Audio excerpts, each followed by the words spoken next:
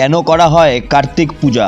জেনে নিন কি বলছে পুরাণ। পুরাণে কথিত আছে কার্তিক হলেন মহাপরাক্রমশালী যোদ্ধা। তারকাসুরকে বধ করা দেবতাদের পক্ষে সম্ভব হয়ে উঠছিল না। ঠিক সেই সময় দৈব বলে প্রাপ্ত অজয় শক্তির অধিকারী কার্তিক তারকাসুরকে নিধন করেছিলেন। সেই থেকে তিনি দেব সেনাপতি হিসাবে মান্যতা পান। স্কন্দ পুরাণে তার সবিস্তারে উল্লেখ রয়েছে। কার্তিক দেবতার অনেক নাম রয়েছে: অম্বিকেয়, কার্তিকাসুর, কুমার, দেব, সেনাপতি, গৌরীপুত্র, শক্তিশালী ইত্যাদি নামেও পরিচিত। পুরাণ অনুসারে কার্তিকের গায়ের রং হলুদ বর্ণের। কার্তিকের বাহন ময়ূর। তিনি সাধারণত বাংলায় অর্থাৎ এ রাজ্যে চিরকুমার নামেই পরিচিত। কার্তিকের নাকি 6 মাথা, তাই তাকে সরানন বলা হয়। কার্তিকের হাতে অস্ত্র হিসাবে থাকে ধনুক, তীর ও বর্ষা।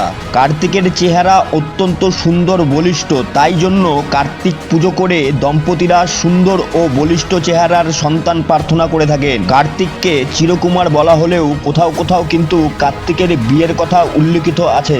কার্তিককে চিরকুমার বলা হলেও পুরাণে কার্তিকের বিয়ের কথা উল্লেখিত আছে। ব্রহ্মা ও সাবিত্রীর মেয়ে দেবী ষষ্ঠী কার্তিকের স্ত্রী, তাই জন্ম ও জন্মসূত্রে সেই কারণেই হয়তো সন্তান লাভের আশায় বাংলায় কার্তিক পূজা করা হয়। সমাজ থেকে যাতে অন্যায় মুছে যায় তাই অনেকে কার্তিক পূজা করে, কারণ তিনি অন্যায়ের বিরুদ্ধে ও সমস্ত অপশক্তির বিরুদ্ধে অন্যতম যোদ্ধা হিসাবে লড়াই করেন।